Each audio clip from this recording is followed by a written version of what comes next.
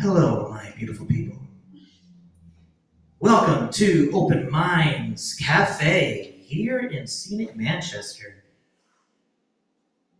And if you can't hear the audience, it's because they're so loud you can't hear them. Ow! Anyway, this is the first attempt that we're doing hybrid events, trying to bring in local talent. Apparently, we have a lot of John Cena's, so yeah, there's a lot of talent in here, for real. And also, a lot of talent coming via satellite through Zoom. As always, check out Open Minds, Open Mic on Instagram and also on Zoom. Anyway, we're going to get this shindig started. I got an introductory piece here. I figured it's somewhat proper to usher in a new open mic with, well, this poem. It's called Ode to Crab Rangoon. Oh, Crab Rangoon, you fill me up with fulfillment when you're filling faceplants so to feel my taste buds. Every time I have you inside my oral cavern, I cannot help but want to crush you with my stalagmite teeth and swallow you into my abyss while I enjoy feeling you disintegrate slowly under my pressure as you slide all the way down to the pit of my being. Oh, Crab Rangoon, you perfectly highly addictive yet perfectly legal drug, and yes, I said drug. Have you ever eaten one and not feel dopamine and serotonin flood every mini vessel in your being with the utmost sense of culinary nirvana? Oh, Crab Rangoon, you are the Asian equivalent to Pringles. Once you pop, you can't stop. In life, there should be only two universal defining periods: life before and after accepting Crab Rangoon as your Lord, Savior, and demigod. Oh, Crab Rangoon, you miracle of life. If you were made in your original pure form, the pharmaceutical industry would cease to exist because you cure all.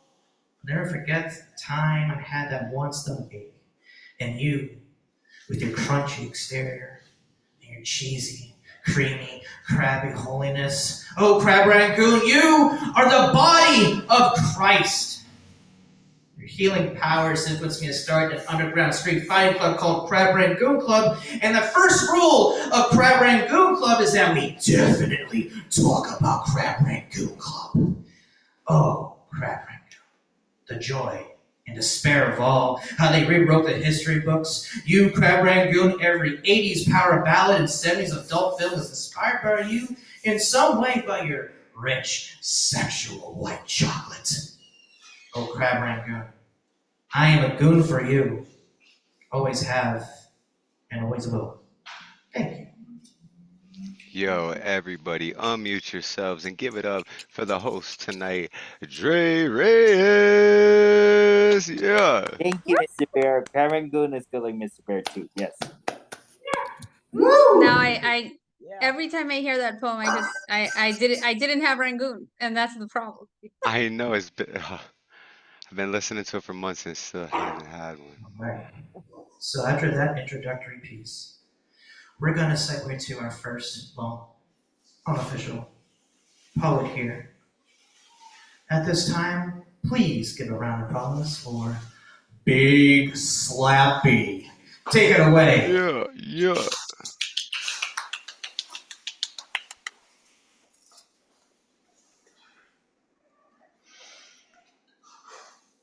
Hello. I go by Big Slap, and you may or may not believe this, but that is not actually the name that appears on my government ID.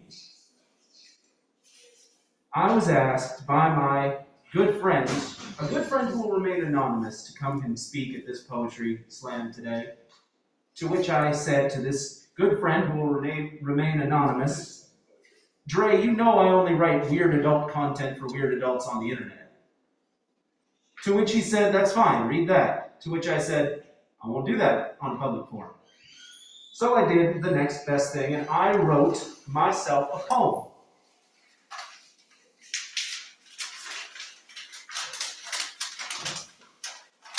And it is one that I just, sort of popped into my head about life, And despite the name, it is not weird adult content from the internet, I promise. It is called One Size Fits All. Growing up, I always thought I'd be a part of the cosmopolitan lifestyle.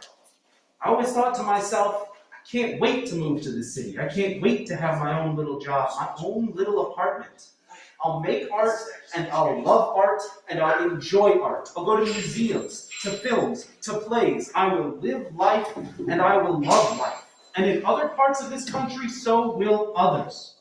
Some will wake at the crack of dawn, work on a farm, drive a tractor, pull a plow, so that others may safely live and eat. And they will live life and they will love life. Some will be up, well past the first raise, collect cans off the curbs, dump them into a big, slow truck, pick a little litter off a big street, so that others may safely live and eat. And they will live life and they will love life.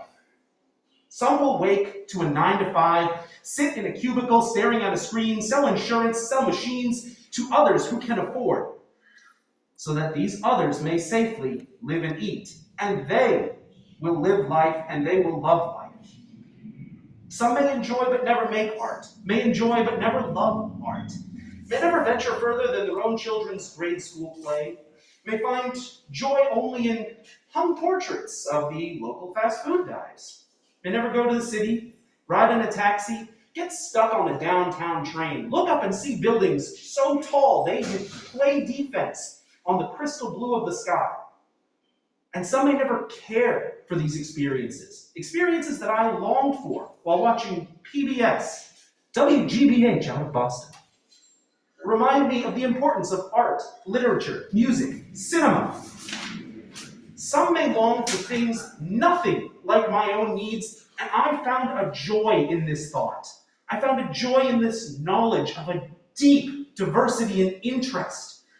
Somewhere out there was a kid so much like me who couldn't wait to move to the country, wake up at the crack of dawn, work the farm from noon till morn, ride a tractor 20 miles into town to buy a 20-pound bag of corn, plant 20 and 20 and 20 more rows. Somewhere out there was a kid so much like me who couldn't wait to settle into a nice suburban home, sell an insurance subscription that kept its buyers safe, bringing in enough to cover their spouse and 2 kids for decades, driving to the office, driving to school, in the Honda Civic their kid swears is uncool because they just don't understand yet. The gas mileage on that baby totally rules. Somewhere out there was a kid, so much like me, who needed to grow up to be a garbage man, who needed to grow up to be a phone salesman, a firefighter, a social worker, a librarian, a goods importer, a waiter to take your order, a fellow art enjoyer and supporter. Just as badly as I needed to grow up to be someone that ensured access to these dreams to those who would chase them. When I was younger, I needed to be someone who lived life and loved life. And I needed to believe that was what others wanted too. Growing up, I could never understand one size fits all. It was always too big for me. Now, more grown, not full grown, I can more clearly see that one size fits all is actually 2 sizes too small. Yeah, everybody unmute yourselves and give it up for Big Everybody give it up for Slappy. Big old slapping. Yeah. What an Awesome. ending. That was what a closing line. I like how one side. All right, we're gonna keep this shindig rolling. Woohoo! Got litter control here. All right. So, with that said, we're gonna be shifting over to satellite, where we have Thomas Open Minds about to bring it via satellite. So, with that said, let's shift over to you, Thomas. Just give me one moment to figure out the volume, and we'll be good.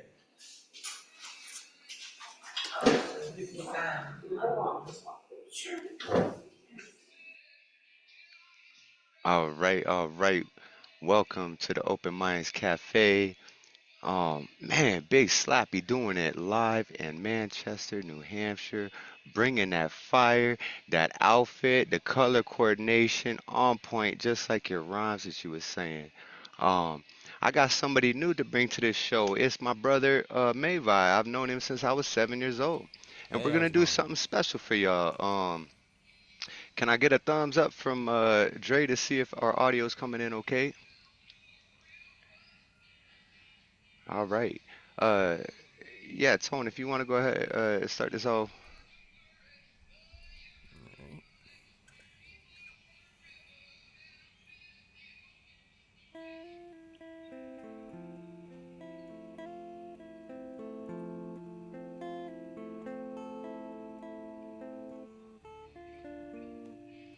My mind unwinding, finding clues I left behind me, designed for my uprising. I choose the breath inside me, lined by undying views of a muse who sat beside me. Knowledge I held tight to, language I spelled right through, image I excelled, my sight's true. Through pieces of my past life into speeches that I cast live, a few breaches in my glass eye review teachers as I pass by.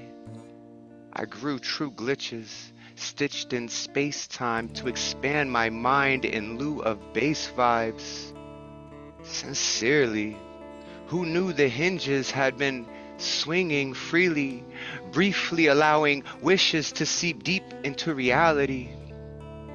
Clearly astounding, these glimpses creep around me. It's beginning to allow me to see how we fit existing in the now beat. I sit emitting a resounding, bright light that surrounds me, insisting I might take flight. Proudly, loudly I sound off, tossed a few words into the sky while I fly around lost. Spew 2/3 of my mind at no cost to you or whoever happens to cross paths with the version of me rapping about these diversionary tactics. Certain words to make them backflip. I classically spit magic. Bird and birds who passively flew past it. I sarcastically chew plastic. Surge into Earth's passage. Managed to do damage artistically, rhythmically laughing about all the past lives I was trapped in. The one known as no one knows what happened. I fashioned a glowing orb from a flowing storm, so I had something to pass him for hunting crass hymns, while transmitting Gnostic visions by twisting optic ribbons. I remember being born on more than one occasion. A defender who is sworn to warn all of the neighbors. I render my physical form based on all the greatest. Am I the bravest? Or am I a sadist? Flipping through all life's pages, I found out that we're all made with the same sound vibration.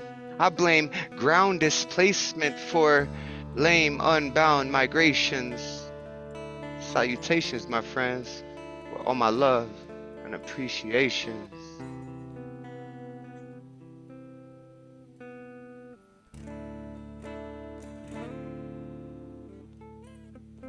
What is this? What is this? What is this I hear? What is this I see? Do my eyes deceive me? Receiving a transmission, I'm kindly believing in transcription while blindly. It seems to me this vestige is mildly unsightly. Politely, I lightly dismiss this mystic, while I kindly smile nicely, wisely dismissive. This mist of mist, highly unlikely, twisted syndrome, tightly persistent nightly wisdoms. Vision gone, I exist in the grip of sound signals.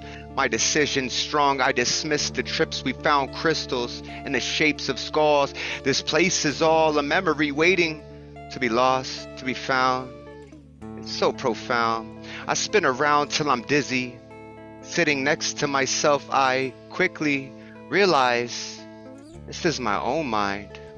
A guise I must have hidden from a long, long time ago.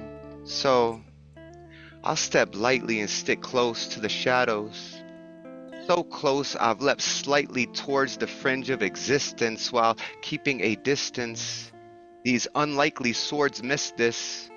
I have freed the untidy hordes of misfits, gripped in mighty cords, forged in timely resistance, coexistence within this place, this within this self, this within this body, this what the fuck is this?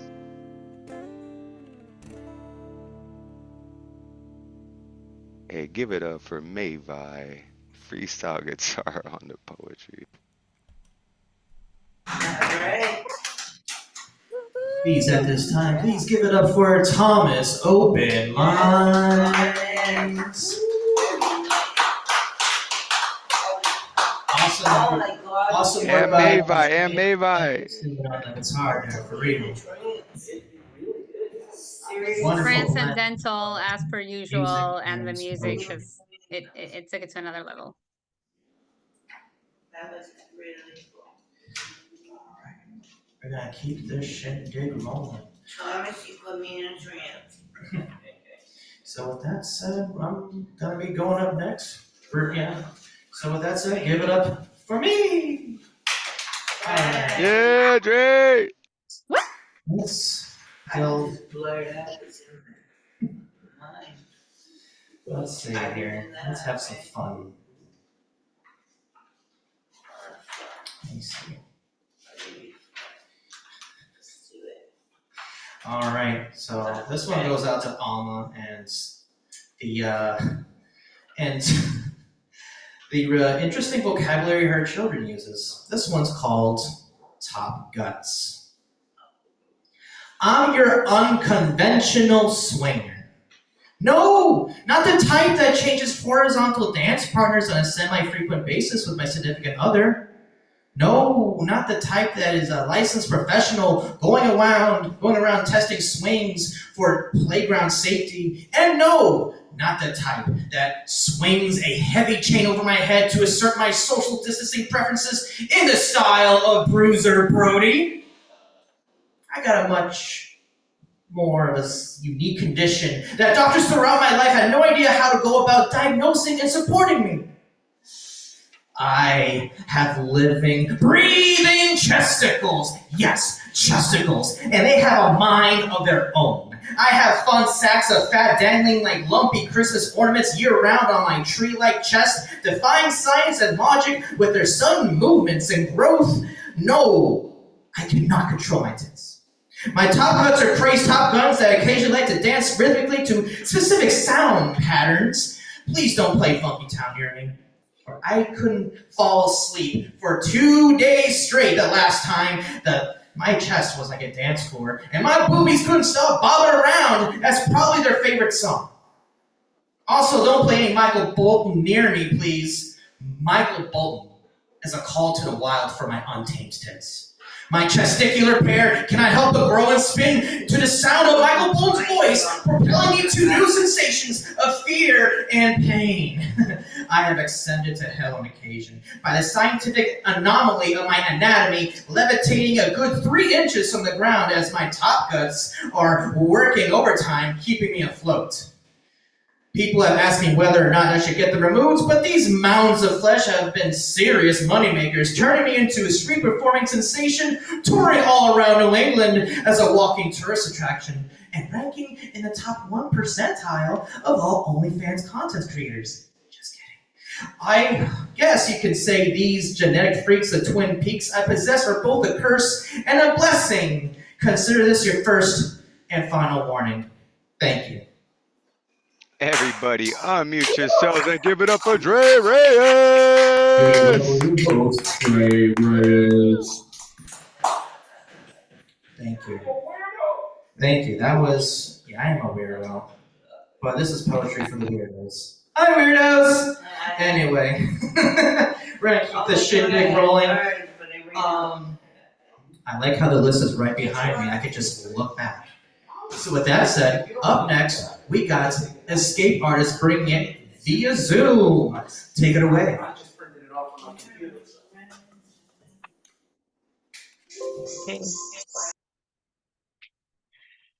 Okay, so here's my first piece. My pen is as much a scalpel as it is a bandage. Both are necessary for this healing process. To cut away at the dead flesh, to allow new blood flow, to bandage the wound, to stop the bleeding. And there are no anesthetics. It's as painful as it sounds. Severing old nerve endings, cutting away dead tissue for the sake of growth. Some surgeries are so intense, you may be required to learn how to walk again, how to hold your neck upright and a pen between your fingers. But bodies are made to heal themselves. They say death is easy. And what is a body but something to keep alive? Few can look at an empty plot and see a garden. Many look in the mirror and just see dirt. Like God didn't make man out of land. But what is life if not a harvest? A testament to how much work you put in for the good of your future, for the love of yourself, your survival. Dirt can be both mud puddle and mountain. Too many times we become stuck mud who aim to drag others down, track dirt everywhere the footsteps, and blame the rain for making us this way. But my pen be both wrecking ball and backhoe, the leader of demolition and the foreman of progress, destroying old abandoned parts of me, digging up skeletons that need to be released in preparation for laying a new foundation. Few can look at an empty plot and see a city.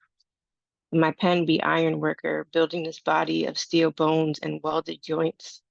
Be engineer, designing a spine to withstand the storms time will send my way. And writing be both eulogy and birth certificate, how I am constantly burying old me and birthing anew. I never asked to be a revolving door of past and present, but when this ink calls, I answer on the first ring. Disjoin whatever limbs necessary to walk again, so that I may not stay an abandoned building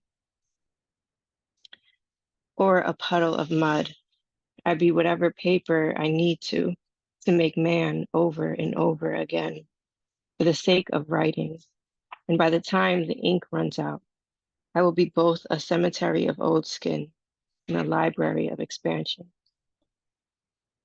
Thanks. Yo, that first line though, my pen is a scalpel and a bandage. Like what? Everybody. Are you gonna All sing right, one for everybody, us? please give it up one more Stole my time vibe. for Escape Artist.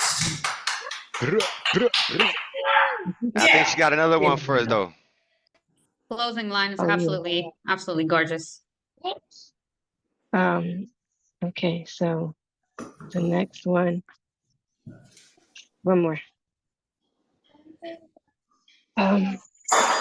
We're doing one Noah, more? Is that what's going on? yeah. Okay, I Um, guess we're gonna have an encore performance from Escape Artist. All right, overruled. Let's go. okay. Noah Webster made it his lifelong mission to capture every word in the American language and cage them with paper, binding them to definitions and spelling that only a nation well read and taking things that doesn't belong to them, using white pages and blue ink to write a false true can understand. He viewed language as a means to control thought, force authority, and subdue human passions. 70,000 captured words grew to 500,000 and counting, becoming prisoners to Charles Merriam, who thinks he owns the sounds we make with our tongues and know what our breath means when we whisper God speak because he bought the book from the slaver. More than a dozen revisions and decades pass, and still language runs from them like it was never meant to be touched by cursed lips or come from tainted tongues, begging for an autopsy to be dissected so we can learn the truth about communication. How it wasn't meant to be molded into chains or swords, it was meant to build a village and community. Words belong to art, belong to poetry, to those who specialize in rhytology, the act of studying the bones of language without trying to dress them in definitions that fit one ideology. The pen mission is greater than any amount of ego that could fit in hollow hands. It is to build connection and understanding clear enough for any being to grasp. It involves intuition, which means you don't know where it comes from, but you know this is the message for someone and it needs to be shared, not sold. Poets are born with pensiety, the need to write to feel the grip of sanity, the need to write in order to breathe. They use penography to paint pictures with language to make those who are blind see with their minds, to build crafts of thought to transport you to a moment in time where all you can do is feel. The ink capacity is endless. The amount of love, direction, purpose, the amount of anything that can come from the inner workings of your brain, a poem can hold. They were built to uphold truth and knowledge, which means it takes an uncomfortable amount of depression. The act of searching so deep with your mind and your heart, you risk losing who you are in the beginning of your voyage and finding who you were meant to be, which isn't at all easy. We often bind with our current identity, preventing us from evolving into purpose. Become a scribologist, one who studies life in language and is determined to make it art, whose mission it is to understand how words breathe and eat and change people's lives, how letters attach themselves to each other, becoming words, and words gather to form sentences, how they are not just weapons, but wombs. It is equivalent to studying the evolution of man. Poets make love through poetry, our love language, the act of loving with mind rather than body, making lovers out of pen and paper, the act of romanticizing life, refusing to live the reality but vowing their life to loving this art till death do us part. Right hand over the Bible. It's the penistry, the chemical reaction used by the grip of a writing instrument like a magic wand. There is nothing else in the world like it. The chemical bonding between ink and alphabets and how together they produce messages. The product of ink and paper creating immortality. Language wasn't made for control. A weapon Webster tried to wield against free minds. Something Merriam tried to use to increase his wealth. It was made for creation, to feed our thoughts, for the love of poetry. Thank you. Wow, escape artist. That was one of the dopest fucking like poems that I think I've heard in a while. That just the wordplay you used with it. Like there was so many sick fucking twit. Like amazing. Everybody unmute yourselves and give it up for the one and Please give only it up for escape Escape Artist artist. now on board, please. Beautiful. Thank And you. That's awesome. right. All right. We're gonna keep this shindig going. We're gonna be here until 8 p.m. in this location, and then we'll go completely virtual. So with that said, up next, please give it for Big Slappy. Take it away, my dude. Woo!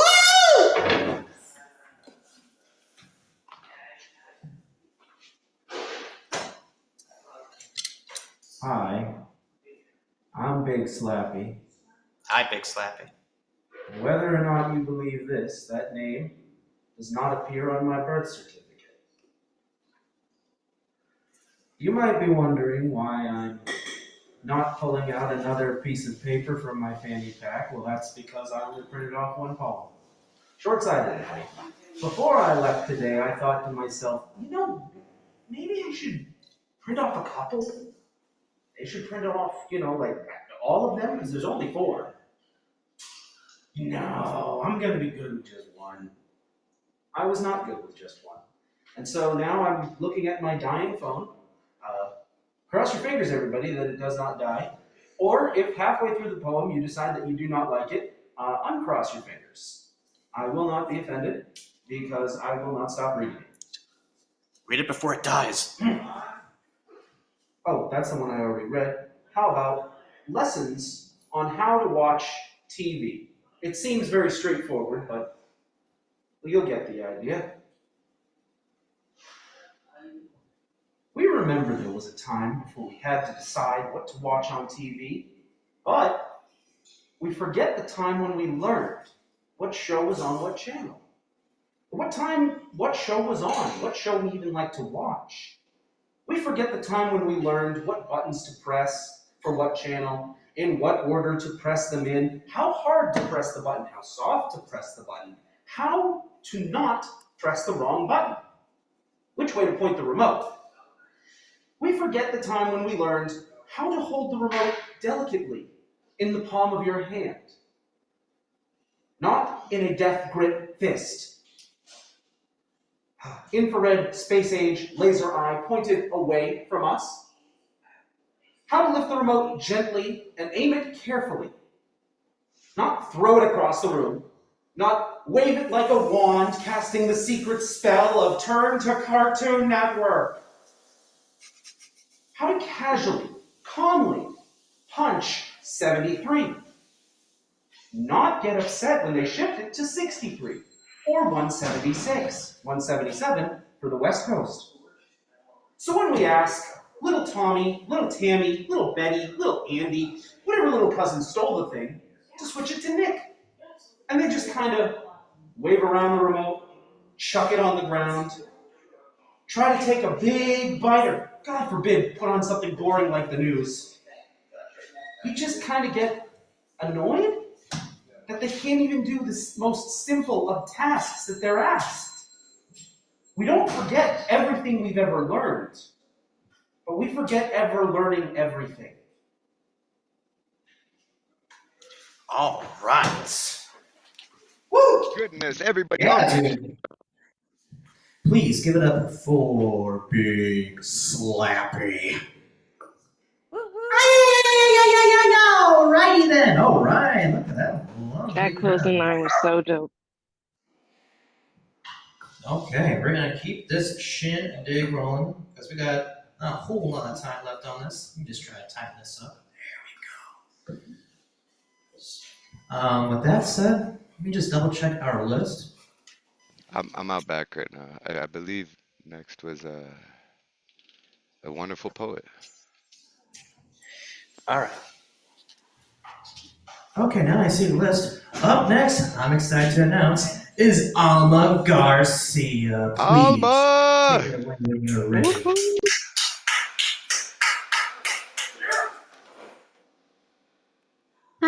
Hi everyone. It's really so nice to be back. It's been a little bit hectic, so I haven't been able to make it these past few times, and I'm just happy to see you all. Okay, here goes. I'll be reading this new shit as well. Okay. I think writing about love is just as political as writing about war. I think war is just as senseless as falling in love, but a lot less useful. I think loving the world is harder than killing a man, than being a weapon. I think weapons are overused and weary things with more of a will to die than to live.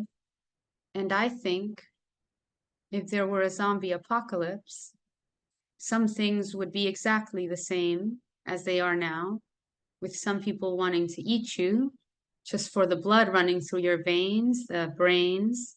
And I think I would still write poetry every day, because when you're a poet, that doesn't change. And I think poets that write about love and war, or love or war, might just be immune to the undead, whether or not they realize it some days. I think anyone who's ever had to be a soldier has the stain of poetry on their hands, and no matter how hard they try, they can't wash it off, can't get clean of the ease with which we can destroy each other, the knowledge of it. I think writing about war is just as romantic as writing about love. I think love is just as messy as politics, but a lot more useful. I think the concept of fighting for our freedoms is just as romantic as it has ever been. And I think freedom is an underdeveloped and undead notion yet. And who knows how far we can get in this lifetime. And I think if the world were ending tomorrow, some things would be exactly as they are now, with some of us lost, some of us found, some free, some bound. And I think I would still write poetry that day, because when you're a poet, that doesn't change. Poem. Wow, beautiful stuff. Do you have a second piece for us too? That was beautiful. Okay, I'll read a little one that I wrote today. See if I have it here. That part. I'll read a small one that I wrote today.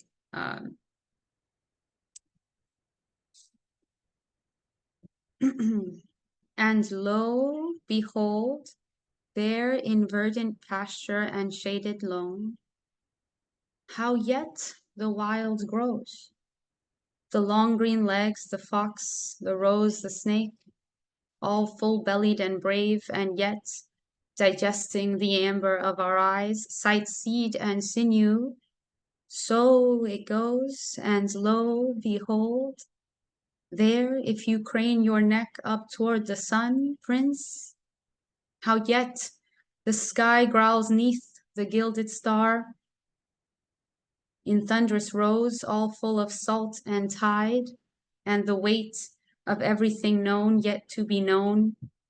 How far we've come from home, how far we've yet to go. So it goes, and lo, behold, there in the broken sea, the foam, how yet the sail stands tall, lone tower in the distant blue, yet hauling marlin, row, row, rowing boat, how far we've come from home, and lo, behold, how yet the crickets chirp, the sweet grass rolls to a boil in the pot over the fire, and a message rings on a telephone wire. So it goes. So it goes. Poem. Wow, everybody, give it up for that wet paint from Alma Garcia. That was amazing. Please, yeah, that's right. Yeah, I'm so used to doing the online shit. Please give it up for Alma Garcia. And we'll say please on mute. Jeez, I'm so out of touch. I'm such a hermit, y'all. I'm sorry.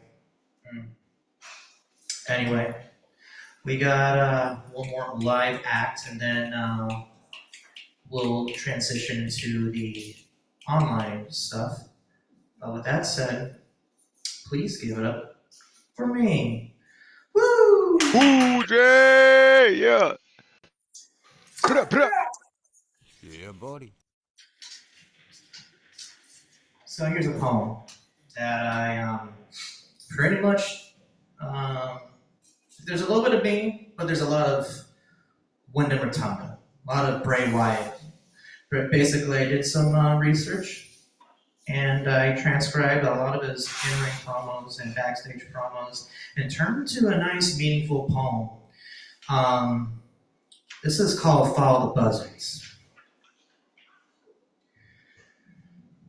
Mankind has struggled to answer one simple question. Where do we go when we die? A man of science would have you believe that we just become one with the earth, nothing more. And a man of faith will view things with a much different perspective. But what about those like you and I? We're special. For us, there is no death. We live forever through our art. This is sanctuary. The stage, this microphone, this fleeting finite moment in time. Here we will manifest all the power we will ever need to thrive in this dark world and make passage towards our own salvation. Today we stand together as conquerors, as revolutionaries, as beings of 1,000 truths, as survivors who have slumbered in flames and laughed in the face of fear. We have found our way through the darkness and into the light with nothing but limitless might. We are the color red in this world of black and white. Society has placed labels on us, for it is only human nature to put labels on things you do not understand. Labels, insults, numbers, ways to objectify the unknown, the unfamiliar, and the unwanted. We have been labeled many things: unconventional, strange, misunderstood, outsider. But understand this though, friends, labels, are nothing more than penniless words if you do not surrender any strength to them. For we will, for one, will never surrender. Now I urge you to drink in this moment, man. Drink it in like hot coffee and wake up. Wake up and look at this lie you're living in, man. Everything you think you know about your own lives is based upon lies. All of you wake up every morning, look at yourself in the mirror, and you coat makeup all over your beautiful faces because you didn't even realize that you were just wearing the mask that society demands you to wear.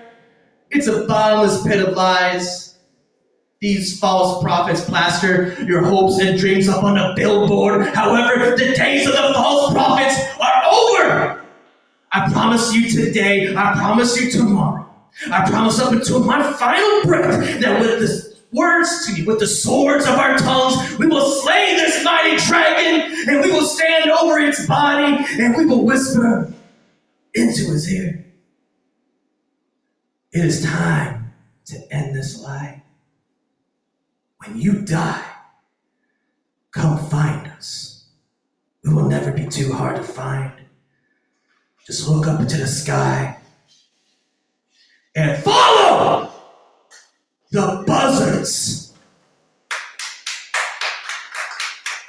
Yeah, everybody unmute yourselves and give it up for your host tonight, Dre Reyes, holding it down in the live space, Manchester, New Hampshire.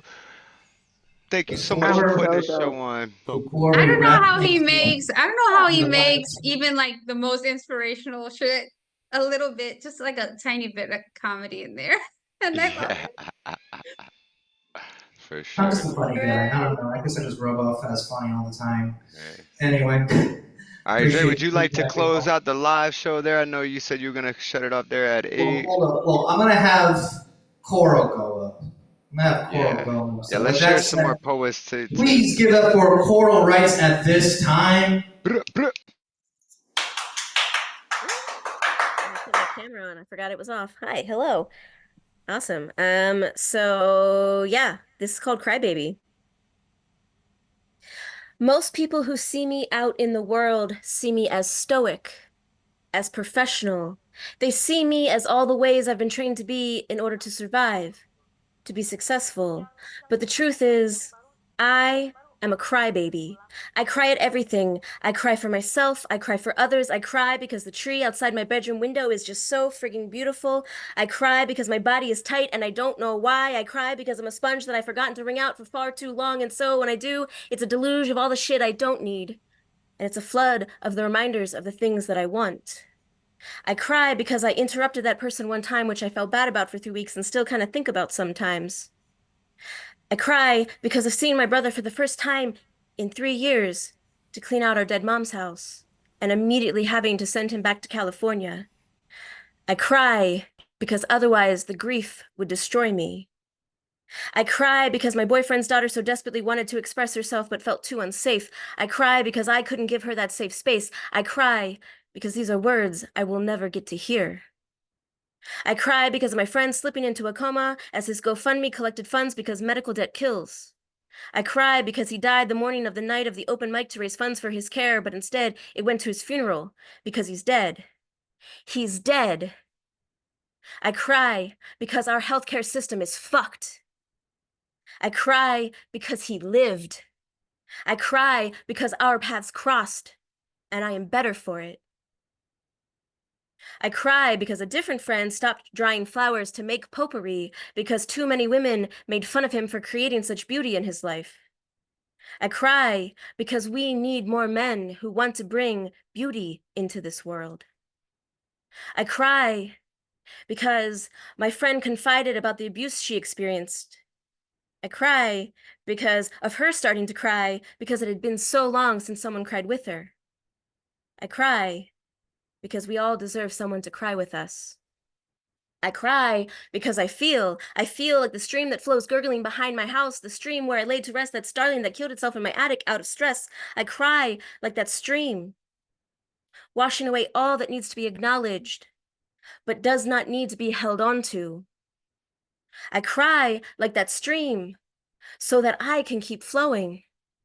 I cry because I do take things personally. Shouldn't we all take things a little bit more personally? That tree blooming outside my window reminds me what life can be like when it's uninterrupted, when there are no barriers to flourishing, when our very existence is beauty.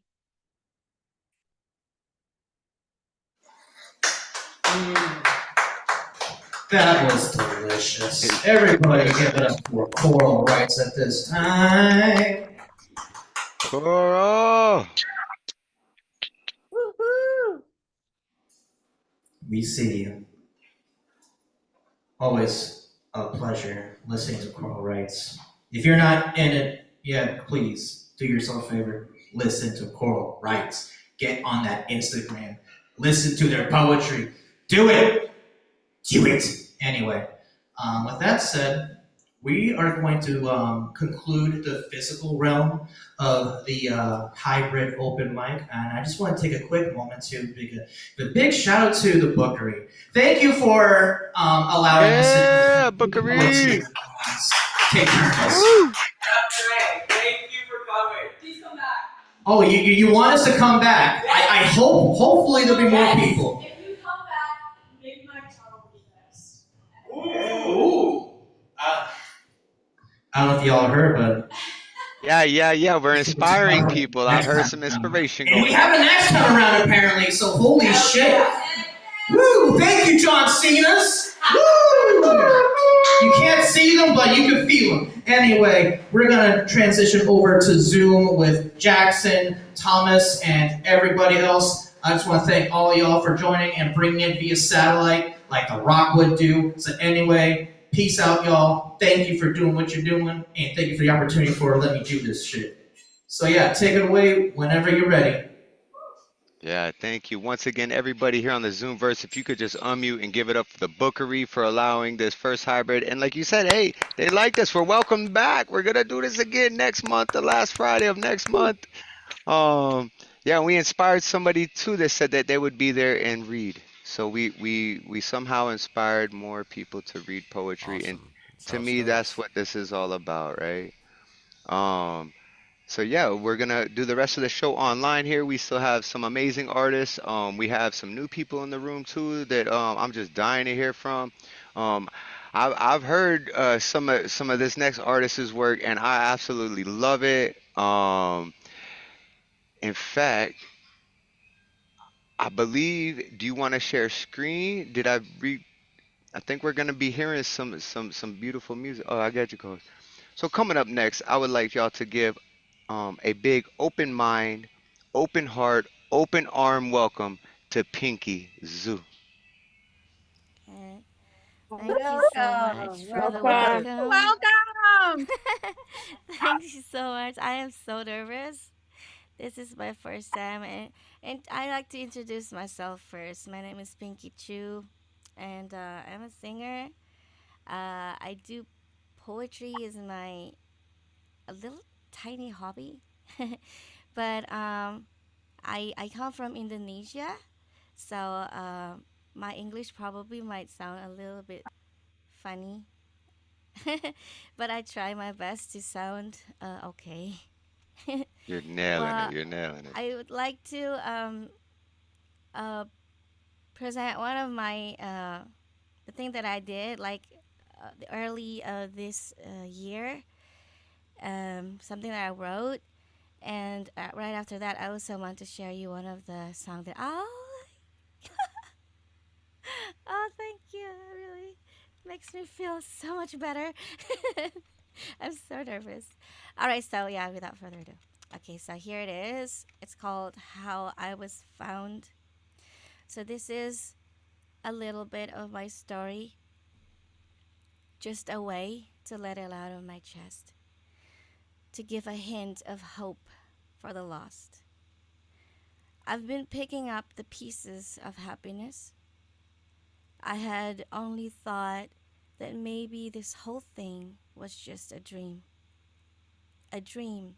I'd love to wake up from, but too afraid to see what's real. Both hell deep within and out. Every time it was too much, running the life, trembling from fear, trying to find which door may break, to get us out, to break us free from the wounds and bruises and screams. But I could only see shadows from the room behind. Thinking to commit seems the best choice.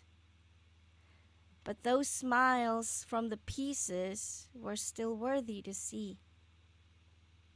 My baby, he's my whole life. No more I want but to see he's got happy miles. Forever together his life is mine, from mine, and giving if I can't be enough. Every time it was too much, hope seemed vain when I couldn't find no more pieces of happiness. I had only thought maybe this whole thing was just a dream I'd love to wake up from, but too afraid to see what's real, both hell deep within and out. But there's a crack in everyone's life, a crack that gives a hint of light, to give hope in an unbinding pressure, a little bit piece of ray to shine the path of unsureness of what the future may bring. Even with fear and anxieties, that little crack of light I tried to tear open. I knew nothing more than to hope, 'cause I couldn't run away or move backwards. So I could only hope and pray that the light could find my way. And the light did find my way, as I was keeping my existence over struggles and thoughts to commit. I'm glad I was found. The light took shape and he guided me to my freedom. He showed me what life's worth fighting for. A life out of dreams which I thought would never be real, both physically and mentally, deep, unmeasured by time and space. The light gives me hope and a steadfast path to a brighter future that will give my baby and me happy miles. And that light, my friends, is my most loving person in the whole world, Mavi Hendrix. Yeah. Oh my God. Yeah. I'm actually kind Oh, of I glad was. that your mic wasn't working for the reverb because that poem was amazing. I know you wanted to do a song, but we'll work the details out on that later. But thank you so Yeah. much for sharing that. Yeah. I Um, forgot to put a backing track because I was so nervous. oh, it was perfect. It was beautiful, just like that. uh, Like, welcome to the fam. I'm so glad you finally made it to one of our shows. yeah, Yeah, if you have a second piece, we would I really love to hear do. it. Yeah, this is Hmm. also something that I wrote, and um, I made it a song. I made it a song. It came out of poem before, and thank you so much. It came out of poem before, but then I turned it into a song. So how do I do this? Share screen? Yeah, make sure you click the Oh, button share to sound. share with yeah, share with sound. Yep. So this way we get the audio tone, Um, and I'll let you know if it's working. okay. Here it is. Share sound.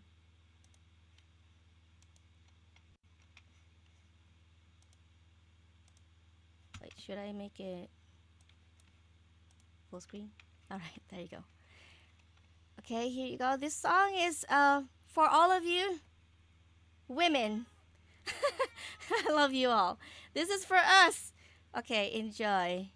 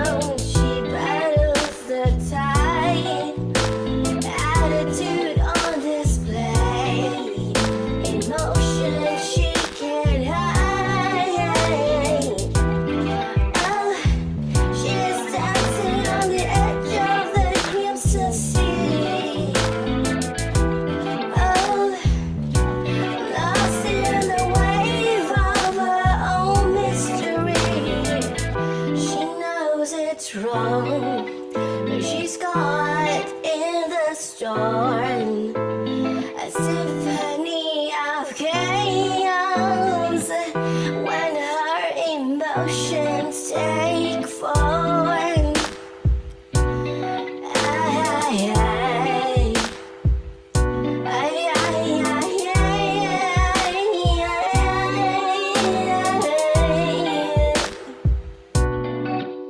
in the moon's quiet glow, emotions rise, a woman's journey, a monthly surprise. Caught in a storm of hormonal tides, a roller coaster ride where her sanity hides. Her feelings are heightening, a whirlwind inside, navigating emotions on this tough monthly tide. Understanding the waves is like an ocean song. She's dancing with her hormones when she's trying to stay strong. She's aware of the chaos which she longs to mend, but she's trapped in a tempest and it's hard to comprehend. Ay, ay, ay, ay, ay,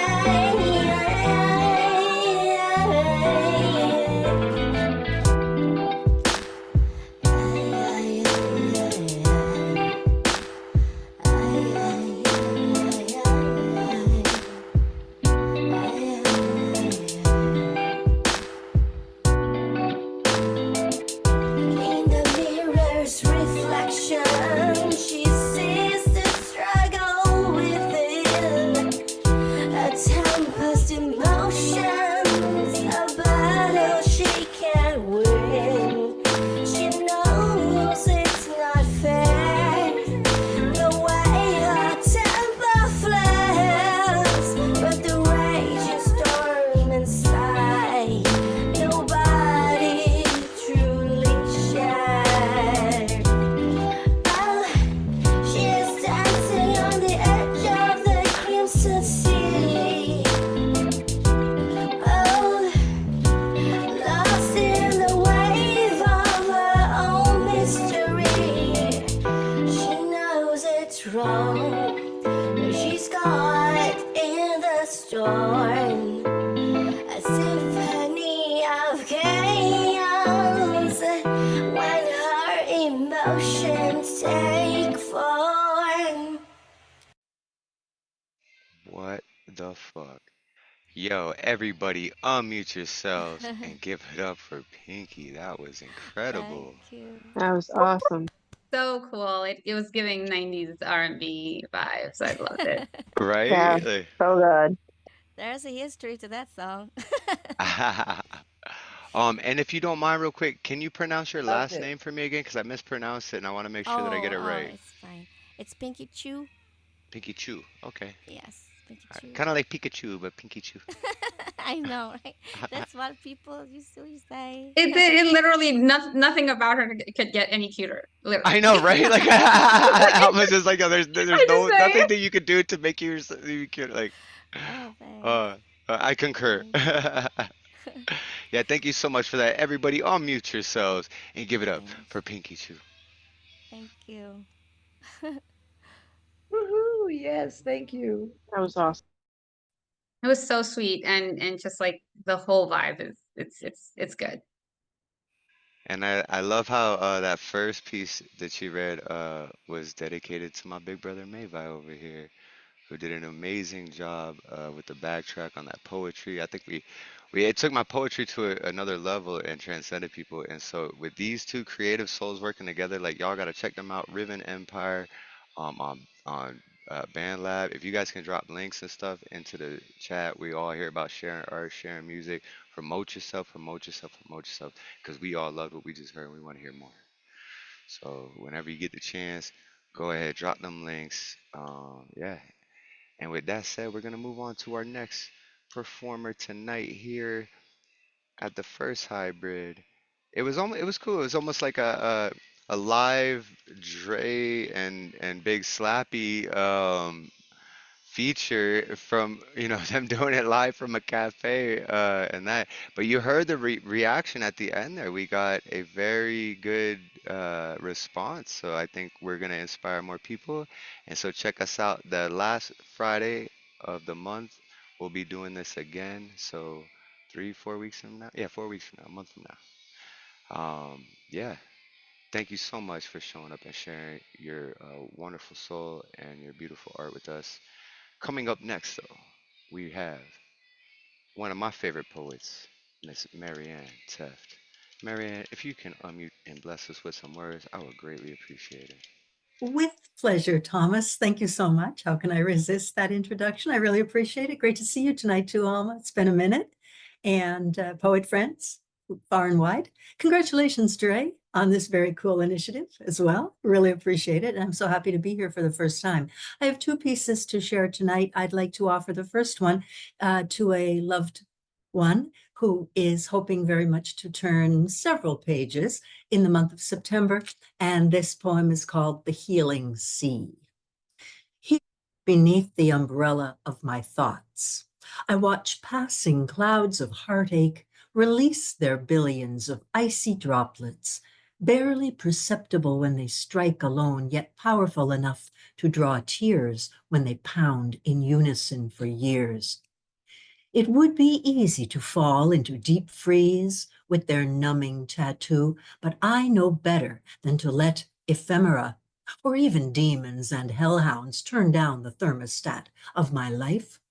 That is not to diminish the power of the past, to wind its filthy nails into the present so deeply that lifeblood yearns to seep from the future.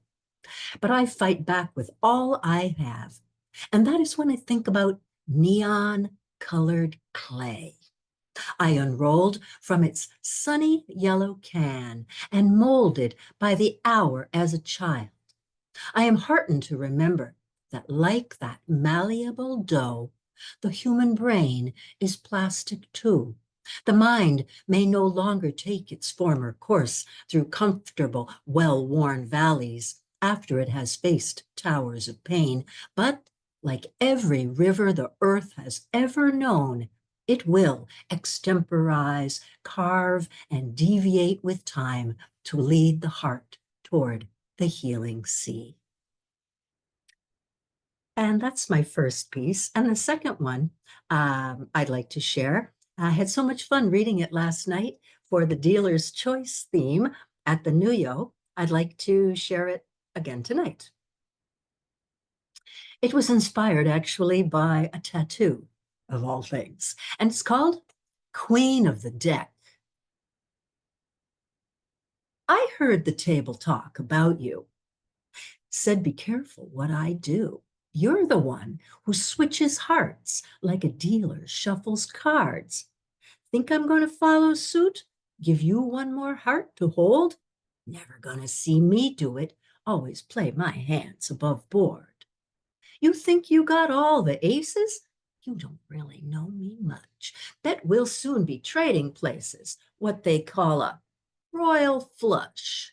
Think you got it your own way, cocky as the king of spades, till your full house tumbles down. Watch the Red Queen wear the crown. You thought you'd take all the tricks, no one here to call your bluff. Thought I was the kind to fold? Better call me Lady Luck. Maybe now it's time to call it. You've been playing games enough, but don't be quick to cash your chips when you're playing games with love. You can play your cards close to your chest, but don't play me. I'm the queen. Thank you, poets. Mary Ann, yo, I love that piece, and it was such a fun piece, and I could tell it was so fun to perform it as well. And I It don't was think fun. anyone can pull off reading a piece like that aside from you. Everybody, do me a favor, unmute Thank you, yourselves Thomas. and give all the love you Madam, have for this wonderful madam, poem.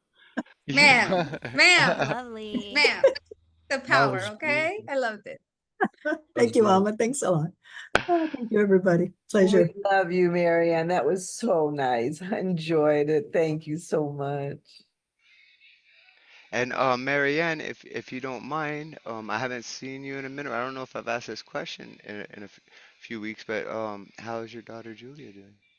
She is very good. Thinking on Julia, that was her tattoo about Oh, 5, 6 years ago. And anyway, that was thinking on her. Thank you so much for keeping her in your thoughts. She is doing great, still in St. Martin and back at work. and just Oh, living she's life. back at So work. What?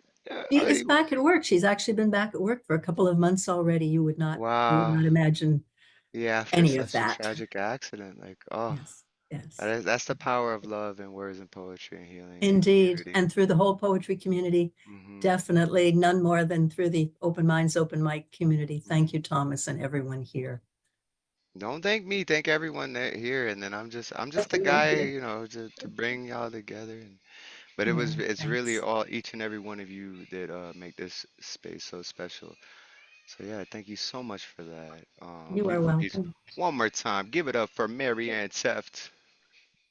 Thank you, poets. It's always a pleasure. Woohoo! Thank you, Mary. All right, so on deck, waiting in the background here, we have a new person, Alex Z. Sa- Salinas. I hope I pronounced that right. But coming up next on the stage, we got the host of Who Naked up in here. Wednesdays open mic. That's why on Wednesdays open mics don't do nothing because we leave it for this man right here. And he has truly been an inspiration for myself and many others. My wife absolutely loves him. Like for her birthday, we requested him do a feature, and he came through and dropped one of the dopest features we had at Open Minds Open Mic. Um, Wiz, if you could unmute yourself and bless us with some words and let all these new folk in here know where they can join your show at on Wednesday, drop the IGs or whatever, cause like, bro, what you do on Wednesday, that's the first open mic my wife read at, and I've been running open mic for years, and she never spit at my mic. She went to your mic and felt comfortable and confident enough to read her first poem at your open mic. That's how much we love you, brother. Like, so yeah, if you could bless us with some words, man, I'd greatly appreciate it.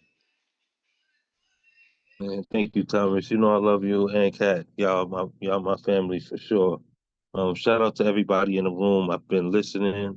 I've been trying to take care of some things here in the house, so I've been kind of off the responses, but the room has definitely been live, and I love hearing you all pour into one another with the support system. So keep that energy up. I'm gonna try to get two pieces in if that's possible. All right, that's what's up. I appreciate y'all. This first piece is entitled Edward Scissorhands. Taking the life of a tree is like killing off a library. The history stored inside its memory dies with its timber. Hacking one down bears a haunting similarity to shooting someone in their community, especially when it feels like your job title licensed you to rip out those roots. Have you ever seen a tree bleed? To carry a gun, badged as a police officer in America, you're going to need Edward Scissorhands, Corica hand shears, hedge clipper fingertips, and a garden grooming mentality, probably floristing or a lumberjack background. You'll need to be a street worker that's willing to climb a pole. Ultimately, the essential capability to chop down trees as if they were weeds. You're going to need Edward Scissorhands in order to be licensed to butcher a community. I mean, to cut down trees in order to lay concrete. And nothing here is more cemented than the writ in law. Turning a forest into a city is called a river. I mean, a lake. I mean, a sea. Turning a flow of liquid out a body of life. I mean, trees. To become a law officer here in America, you're going to have to be able to stand behind your work the way a logger stands behind a chainsaw when removing bark at the base of a tree. Threatening a forest the best way you would is so similar to how cops cut black roses like redwood in concrete forests. When you live in an urban community, they view you as jungle, a coastal place for wildlife preserves. But when you remove all the trees, the oxygen providers that give them air, you kill the sound. The voices become whispers. Eventually, you bring the animal out of them. There's no place left for them to hide, threatening their will to survive. These attacks on their homes are extinction level events. It all begins with the hacking of forests, the citation warranting for authority to do their very job. To be a law officer, it helps if you pale to see any decency in the pores of brown skin. It must be easier to cut down Black people when you view them Black as a patch of bad roses and red and white petals standardizes the beauty here in America. You call for a law officer. I mean, a florist, someone with authority, Edward scissoring, and a guarding, grooming mentality. Because who ain't afraid to shoot? Someone who ain't afraid to shoot. I mean, cut a forest to the grass blades. One who sees the beauty in butchering a garden. One who can normalize a body bag size of Black petals rest in a dirt bed. To carry a gun, badged as a police officer, I mean to be a lumberman here in America. You're going to need Edwards Scissorhands. That's the first one.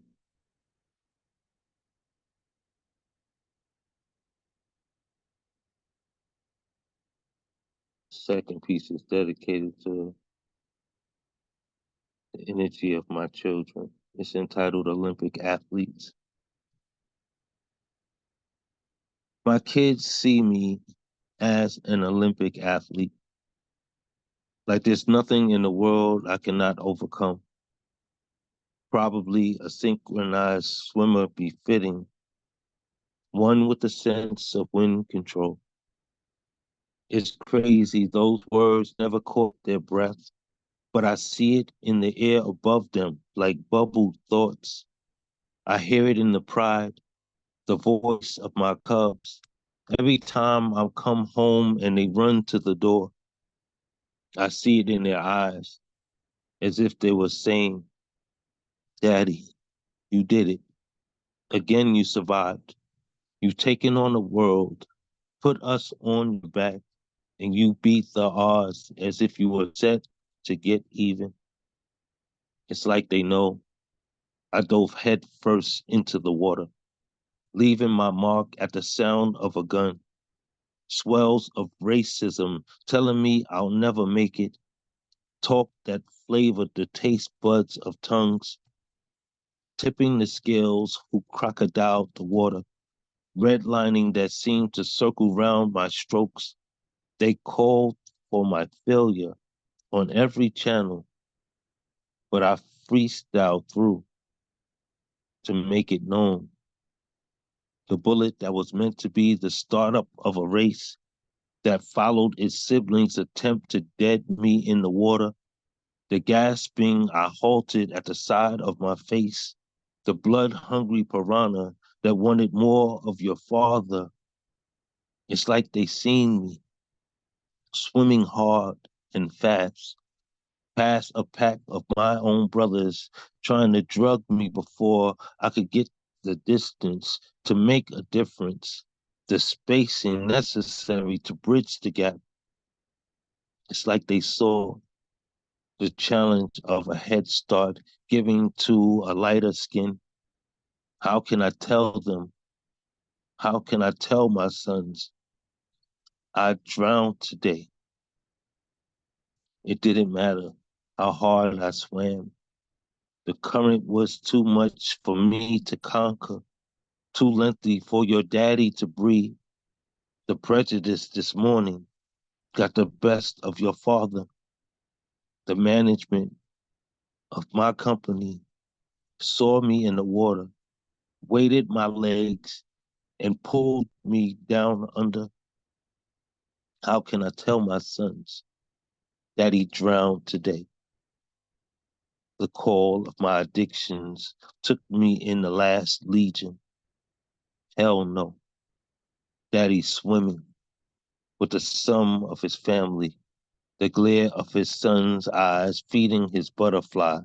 The wind given to your sprint for the door has been given my breaststroke strength to endure. Your father swam today like the metal at stake was a double-sided coin with both your faces on it. Your daddy swam knowing your arms will be waiting at the finish line to welcome me in from the cold. I know you never told me. You see me as sporting, as a competitive performer, an Olympic athlete, but your father sees past the words you don't speak just to receive your I love yous. Yo, Thank you. everybody, please unmute yourselves and give all the love you have for Mr. Witz, the poet. Yo, that was awesome, man. So electrifying, so important, so stunning. The whole way through is just absolutely amazing work. Thank you so much for that. I love how you Thank always you. murder the Beautiful. extended metaphor too. Like you do that so well in all of your poems. Thank you. Thank you And so that's much. why this man is my wife and one of my wife and I's favorite poets. That's why we keep Wednesday nights open for this man's open mic. Who Naked up in here? Every Yeah. Wednesday, 9 p.m. Eastern. Follow him. I posted a link to the Instagram. And you got to be part of the fam to get the Instagram follows and the links to the show. But yo, just show him some love and a hug. And hey, you going to be invited into Who Naked up in here. Wednesday nights, 9 p.m. Eastern. Yeah, make sure y'all check that out. And again, Wiz, um, I'm speaking for Catalyst here when I say this. I love you. But for me, I love Yeah, I you. know it. I love y'all right It's the back, same. man. I Yeah, it's love the y'all same. so much. Listen, I Yeah, love it. You know I do. It was so awesome to see y'all this on Wednesday too, man. yeah. We You popped know, in. I, This. We gotta show you love. You know what I mean? Like I can't be going to Wednesday without seeing that smile right there, boy. That smile right there, boy. It man, warmed that the was heart. everything, brother. It really was, man. Give your wife a big hug for me, and Will thank you do. for keeping this space and for welcoming me in as always, bro. Yeah, will do, man. Will do. And we will I continue to hold down this space. Can you guys hear me? Okay, I Yeah, just go had to ahead. switch microphones. Yeah, that was beautiful. You're always able like I s- I do not cease to be impressed by just how you're able to hammer on such pertinent topics with just such an emotionally evocative economy of words and the way and the precision with which you wield them. Is beautiful. And it's just so arresting and it commands attention and it commands um yeah, it commands our attention and just keeps us locked in the whole time.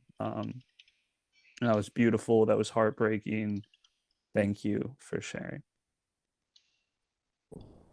Yeah, man. And like I said, we're thinking about starting this new show coming up soon, which is gonna be like the Heart of the Artist. As y'all know, if you guys follow Open Minds or not, the Heart of the Artist is a feminine-based interview show with Whisper Poet. And my wife and I have been kicking around this idea for a while. Like we need like the masculine version of that, where gentlemen like myself, like Mr. Witz, like Nemo Soom, like Bear Wolf, these strong masculine energies who know how to treat women with respect and love and know how to be um, a role model. Like we want to teach this next generation on how to conduct themselves, not only just with women, but in and with your peers, with whoever, right? And Mr. Witz is the first person on that list that pops to my mind. It's like who is someone I can look up to as a man? And Mr. Witz, like you number one. So look forward to that. We probably gonna be starting it up in October sometime. But yeah, we gonna continue on this show. I see Maddie just popped in. I ain't seen Maddie in a minute. Welcome back to the show, Maddie. We missed you. We Thank you. loved you. I added you Love to the list because we about to end off round one here soon. So I just slipped you in at the end of the list because you shut up. So I hope you want to read for us. But yeah, then we'll roll into round two. But on deck we got Jackson Riley, who tomorrow is gonna be co-guest coaching on the Slam Jam with I don't know if you ever heard of this poet before. His name is Buddy Wakefield.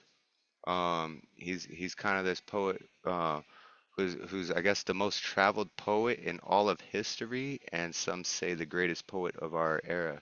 So make sure you guys tune in the same room, um, same fucking no, not same time. Actually, 5 p.m. Eastern. Same room though. Yeah, the Slam Jam. We're gonna have Buddy Wakefield and Jackson Riley. So yeah, Jackson Riley's sitting on deck right now. But coming up next, we got Alex. I want to try to get this on the first call here. Salinas. You got it. Yeah, okay. Before you spit though, we have a little tradition here at Open Minds. Before you even get to share your art with us, we all want to unmute right now and give a big open mind, open heart, open arm welcome to Alex Salinas. Welcome. Welcome. Welcome, Welcome. Alex, and Good to see you welcome. here. Thank y'all. Coming at y'all from San Antonio, Texas, and I'm here because of Alma, but it's been amazing poetry, and Mr. Witz, thanks for being a possible act to follow. So I got two poems for y'all. I'll start this one. It's called 10-Part Rumination or Translucent Whales. 1. When Steve Carell questions Paul Dano in Little Miss Sunshine if he's taking a vow of silence because of Friedrich Nietzsche, he's really saying silent films are Hollywood's most translucent whales. 2. I watched Little Miss Sunshine for the first time 1 month shy of age 32, having returned the DVD to Hollywood Video 14 years ago because my father once declared his home an anti-viewing sanctuary from rated R films. 3. When my lover asked if I liked the movie, she'd purchased it for me via Amazon. I said, it was really good. It would have meant more to me when I was 18, especially the part when the family steals the grandpa's sheet-wrapped remains. 4. I saw an old woman at Gold's Gym with a mestiza face, a body seemingly too fit for her age, and the first thing I thought was, she looks like she belongs in a Gabriel Garcia Marquez novel. She's a Buendia, and tonight she might plague the inside of my eyelids. 5. On Mother's Day at Dairy Queen, the cashier was a maestro, his black ponytail whipping side to side in the spirit of spinning ice cream, his eyes alert and kind, his mouth cruel, his voice somewhere between servile and annoyed, which made everything come together. 6. In Fredericksburg, is a little country town near San Antonio. In Fredericksburg, I slept in a motel room plastered with posters exclusively of John Wayne, and not once did I complain or contemplate desecrating the property, which is more than I can say for the Duke, whose Christian name, mind you, is Marion Robert Morrison, square like a jaw. 7.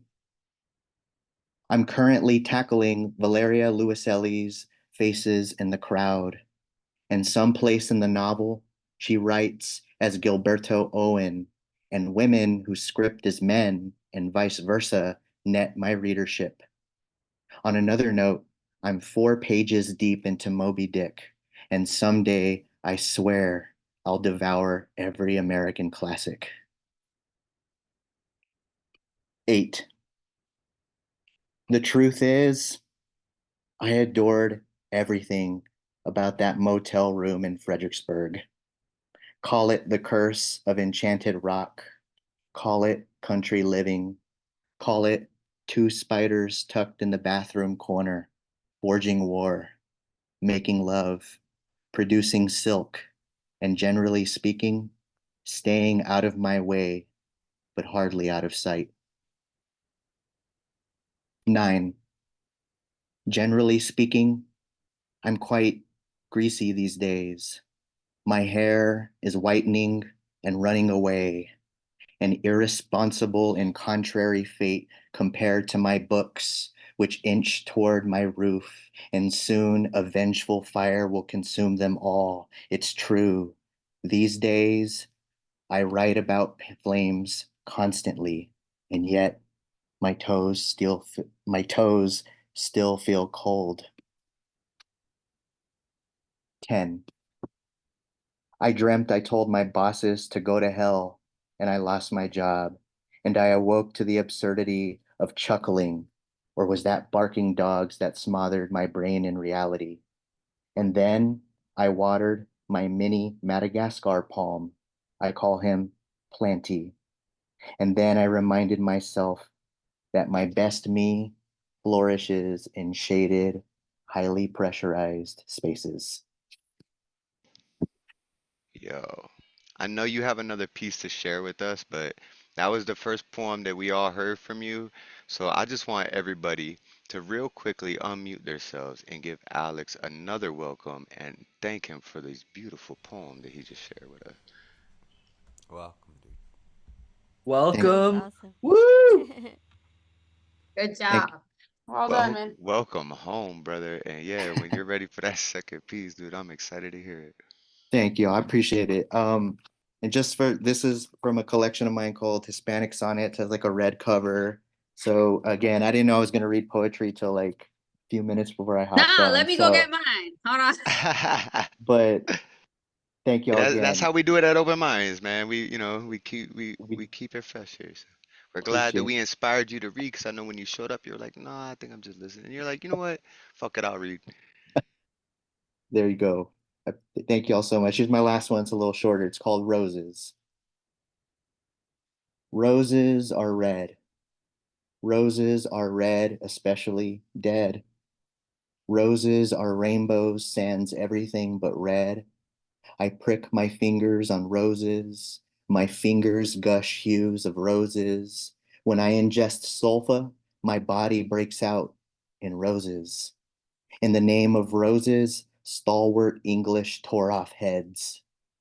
Umberto Eco smeared conspiracies in the name of roses. Certain babies are photographed on beds of roses. Certain babies are crowned after roses. Apollo Ono's soul patch is a garden of baby roses. My mother's middle name is the singular of roses. My mother allows only one to present her with roses. Valentine's Day is slang for roses. Roses is lingo for plague. Love the smell of roses in the morning. Outcast said roses really smell like poop poop. Ooh. I place petals of roses in the middle of unread books. Rosy cheeks aren't as breathtaking as roses. Rosacea is a disgraceful homage to roses. The first buds I likely befriended in school, roses. Licked a few roses in my days. When my ghost says sayonara, I'll bring a bouquet of 15 roses for Peter at the gates. Thank y'all. Thank you, everybody. Wow. Unmute yourselves and give it That was up a for level of brilliance that Alex. went over a lot of people's I heads, mean, man. That was a great poem. Like that, each right? line of that was absolutely insane. Alma, thank you Wait. for bringing this motherfucker Look, through to the I room, yo. found Like, what did you I found do? What, this motherfucker from this book. oh, I fucking see this shit in just randomly on Instagram. You see how it's a Hispanic sword and it has size. a fly Yeah. at the end of it? There's a fly What? there. You Oh, can't see what? it. And I was like, hold it. I was like, hold the fuck up. What is that? And so I said, okay, I gotta read that because.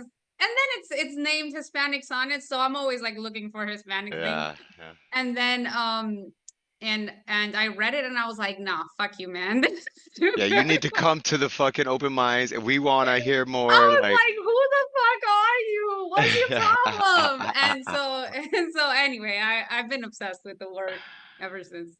yeah. Yeah, once again, Alex, thank you so much for coming through. And we really hope that you find space here, that you enjoyed your time, and that you'll grace us with more of your presence. We do this on Mondays, Fridays, soon to be Thursdays, Tuesday interview shows, and another show coming up, and a workshop coming. We got all types of things lined up. Follow us at Open Minds Open Mic on Instagram to keep up with all the latest things. The same Zoom room number, so once you go in, you just hit join and just drop down. It's the same number for all of our shows. But yeah, thank you so much for being here.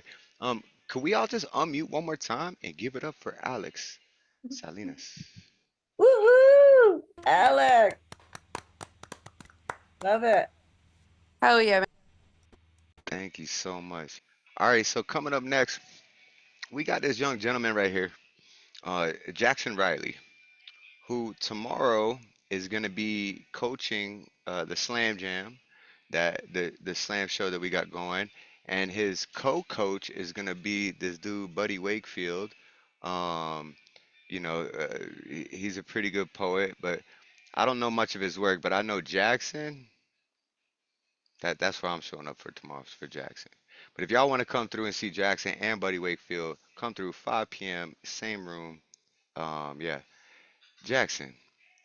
Not only do you got this Slam Jam coming up, but September 12th, you're going to be co-hosting the new show we have, Come As You Are, which is it's like a workshop slash therapy session slash open mic that we're going to be hosting with C Santos and Jackson Riley.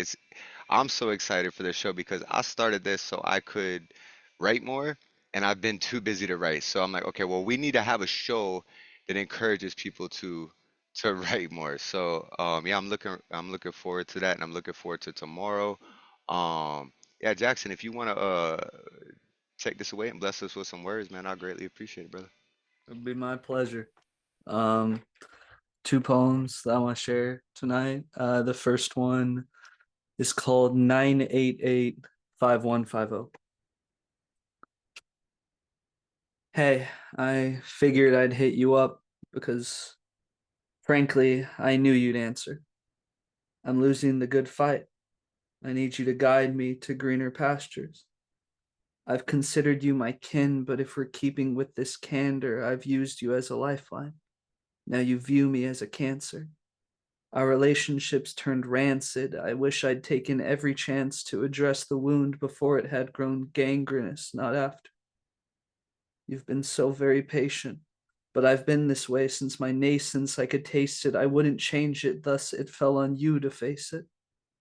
I understand if you still hate me. I still debate daily whether I'll take the easy way out. I tend to err toward maybe, then nod off waking to whatever the next day brings, thinking this time it might change things. Taking in one final glance, he loosened his fatal grasp, letting loose the frightful implement, missing any vital ligament. It tore not through nerve and sinew, but a tender, verdant milieu of loving, doting, ever-trusting family and friends, whose love and trust he came to learn had never been loaned without end. The summation of my abrasions affected gradual degradation. Unremitting rumination rendered moot mediation, while corroborations of my meditations caused me only devastation. The lamination of a narrative led me to seek elation in self-beration, medication, and ideation on my cremation. The furtive formation of a final delineation, a plan for self-liberation, caused a ripple effect. Vibrations crossed the nation to affect panic in my relations.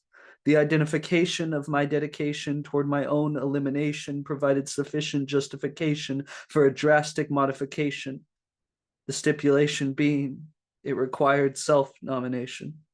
The motivations for my reservation toward my immediate hospitalization stood tall on predication of disbelief and necessitation for inhumane castration and callous domestication.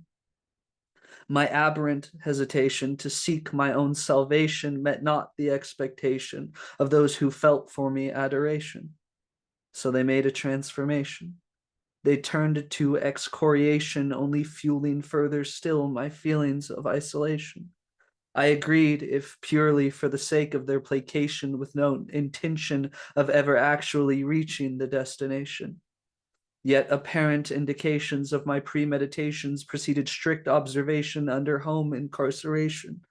The deprivation of my freedom led to my feeling humiliation, alienation, derealization, and dehumanization.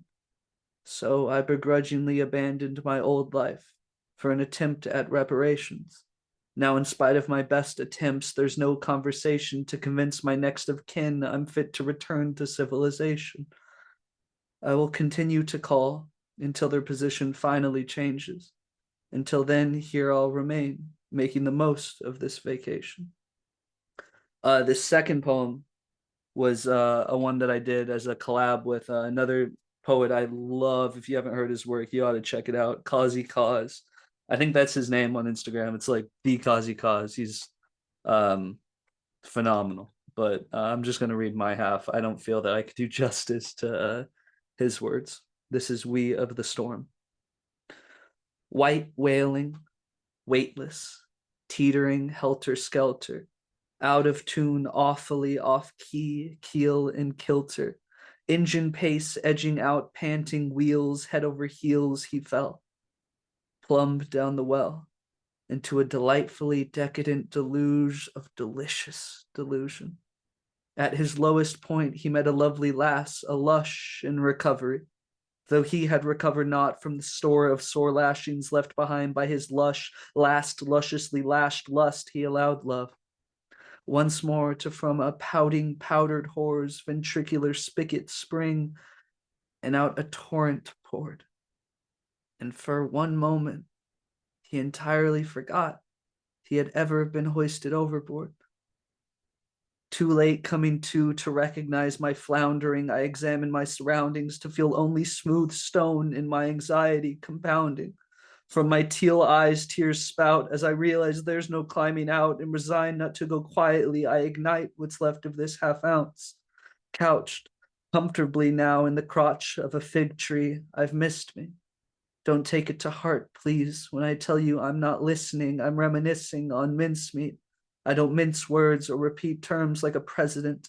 My precedent is innocent irrelevance, maintaining surface elegance. Convalescent, all wrapped up in attempting to mend what men did. Standoffish when you ask me not to act so offended. I've more to say, but it's high time my spirit has ascended and left my hapless cadaver turtled. I can hear my stomach curdle as every sentence becomes a hurdle, far too generous to make verbal, and my je ne sais quoi is forgone for a series of senseless gurgles.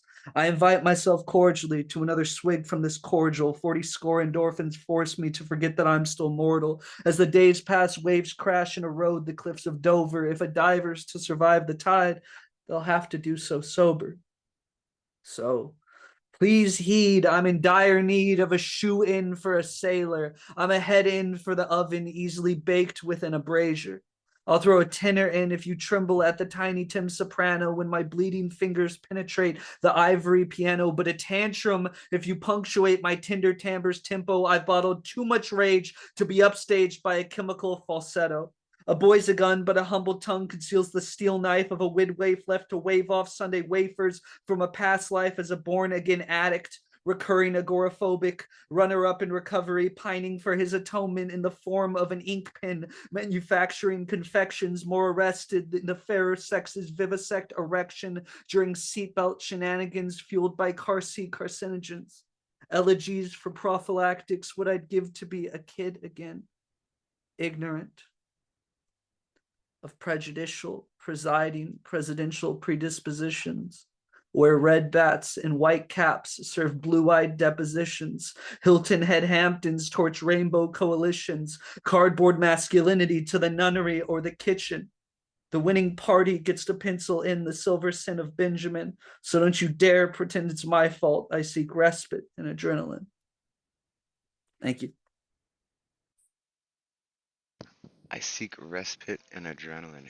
Thank you, Jackson. And for everyone fucking whose mind blown right now, like, yo, Jackson is killing it. This is why we're gonna be doing this show with C. Santos and Jackson Riley coming September 12th. It's gonna be a, like I said, like a workshop slash therapy session with a monthly 3-day extensive workshop.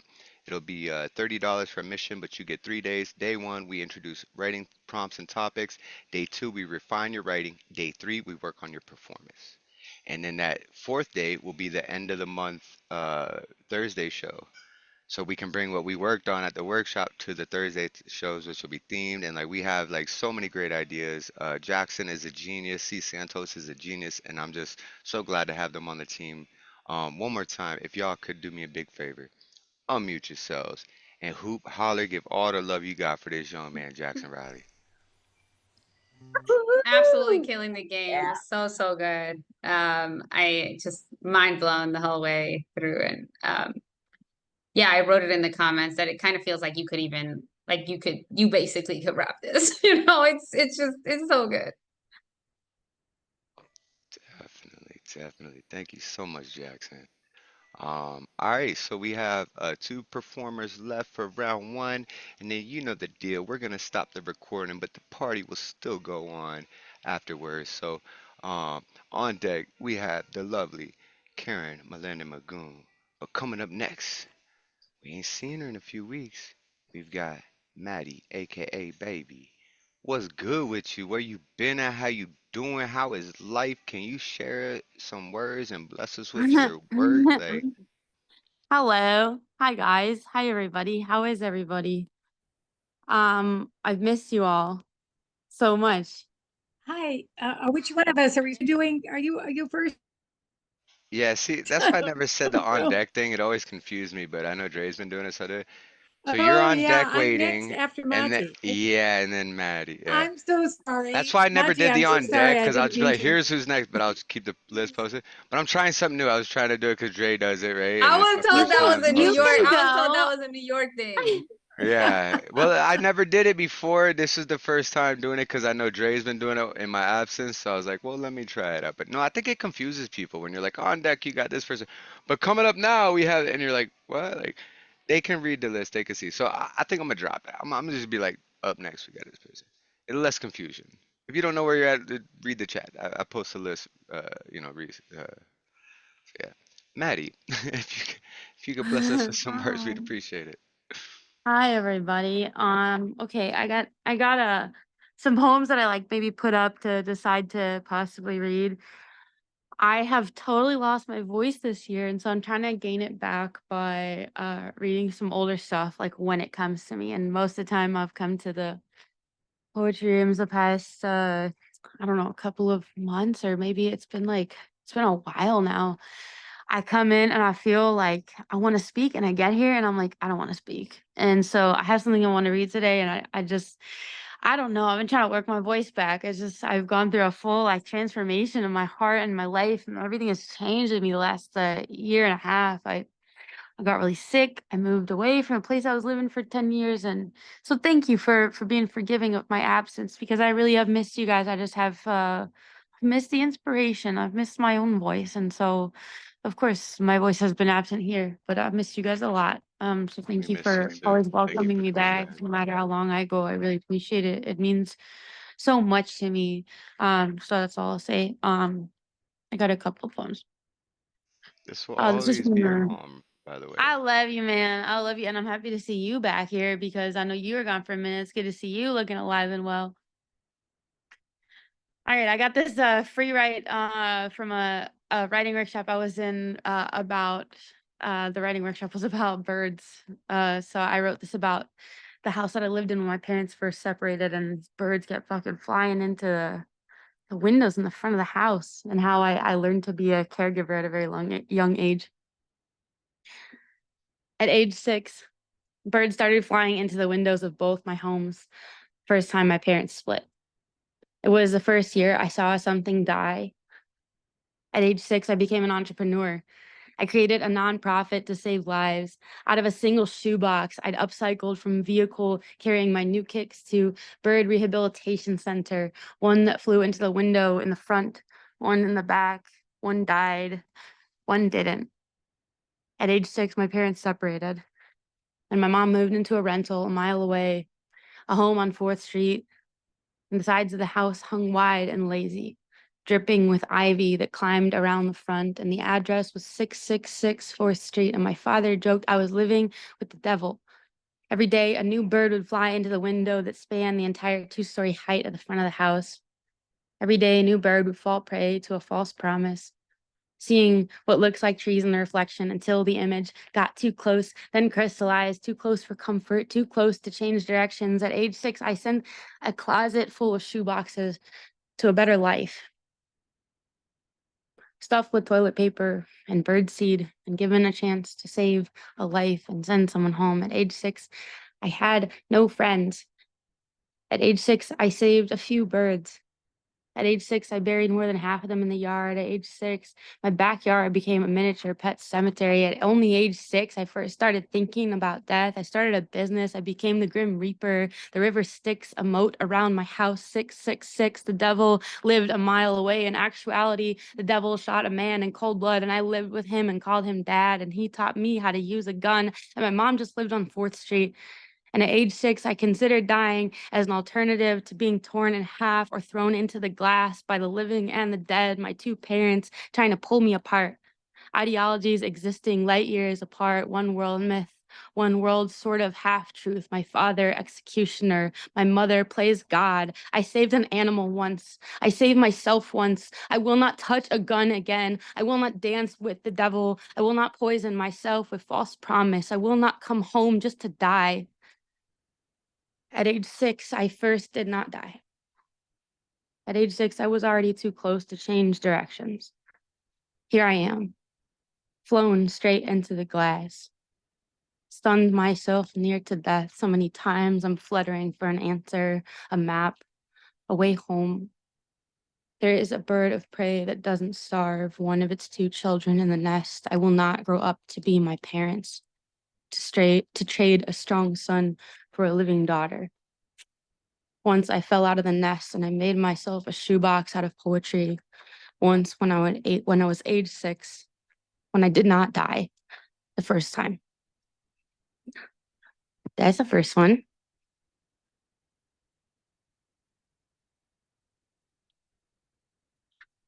I guess I got another one, if I can keep going. I cannot hear anyone. Yes, yes, please continue. I think Thomas stepped out, but yeah, please go ahead. And that was so raw and so intense. Thank you so much for that, Pete. Check. Can you hear me? Hey, Oh, love to keep that shit intense as fuck.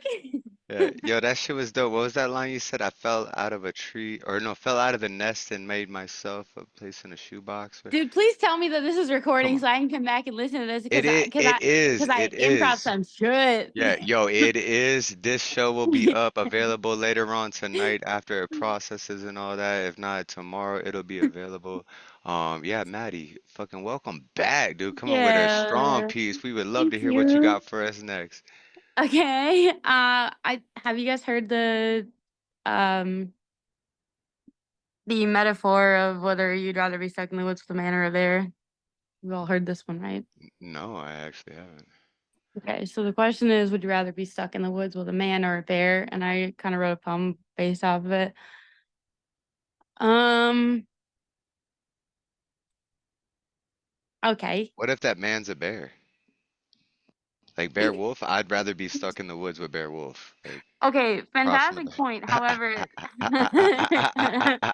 I know we all would like he would like make a fire and get us out of there and find due north and it would be fine. But uh the metaphor is I don't know why anybody hasn't heard of this. I'm just gonna read the poem.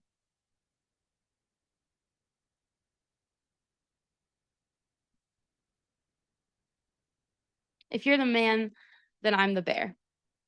I know that you'd rather have me over yourself, though neither are really ideal. If you're the man, then I'm the bear. It has taken everything in my bloodline to not carve my initials into the trees that hold all the hanging, the mango, the canned food that you brought camping with you, something to get me through this winter life. Wherever you're camping after yucca, however you use this pelt that I poached off some roadside deer, my dear, I heard you know how to use a knife. Undo me from the totem pole. Brother bear, hear me.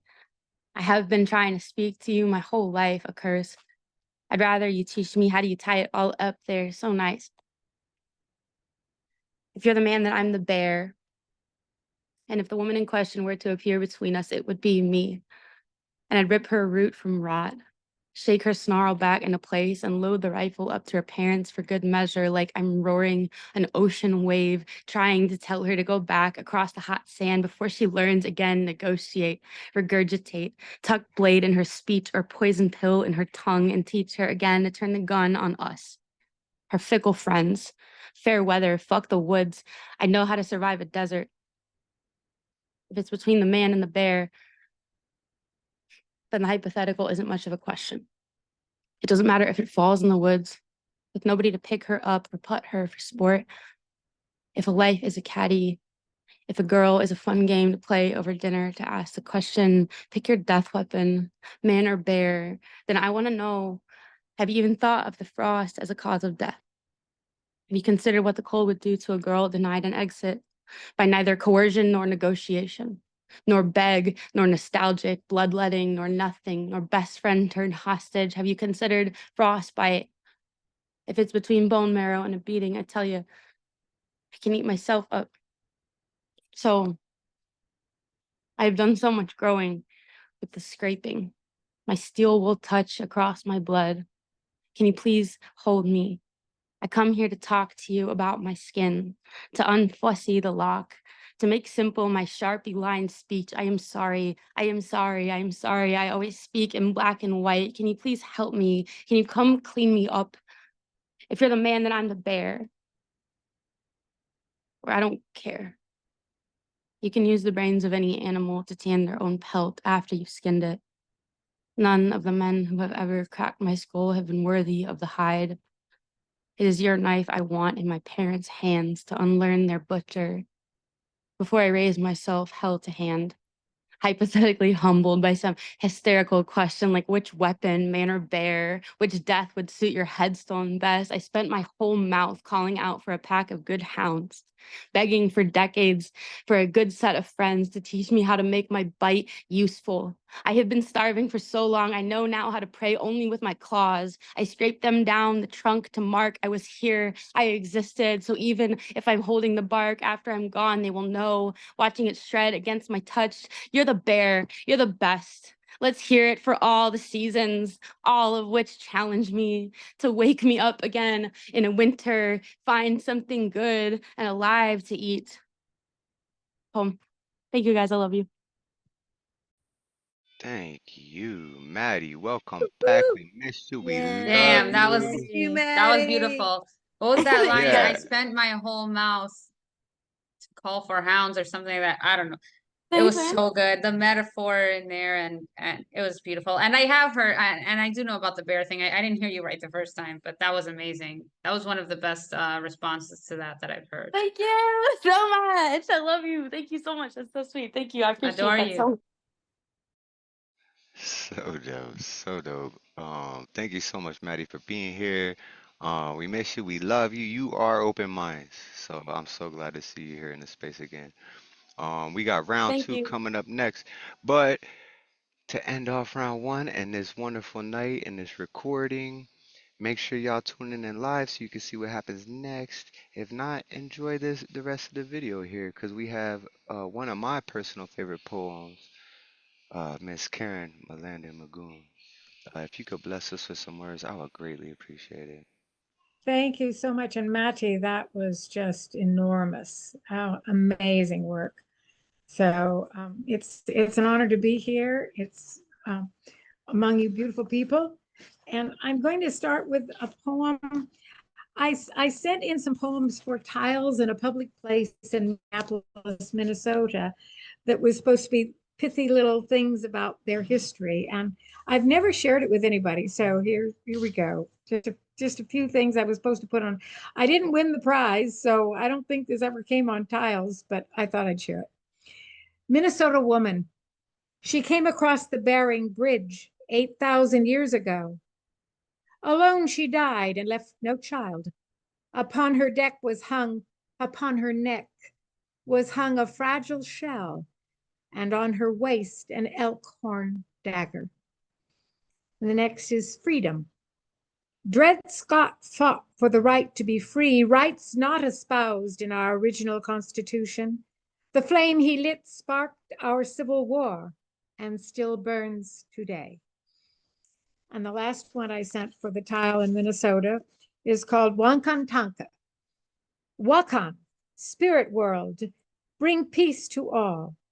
Wakantanka, divine mystery, hold us all in love. Okay, and so those are my tile moments.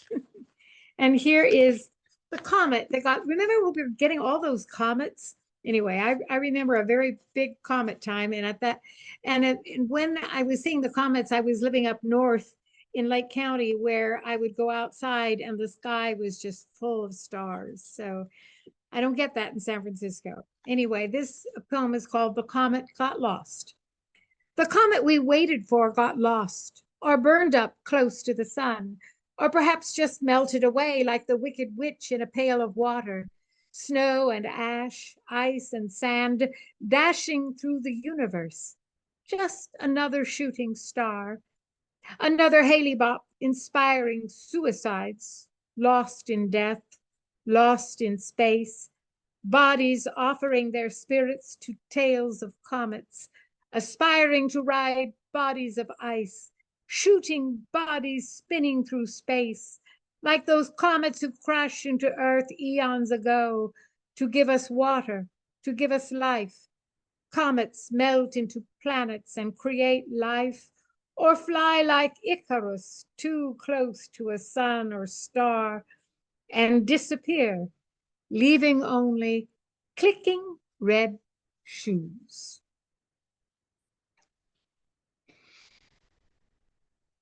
Okay, here is one called Touch and Silence. Touch is ephemeral. Aromas evaporate into ether.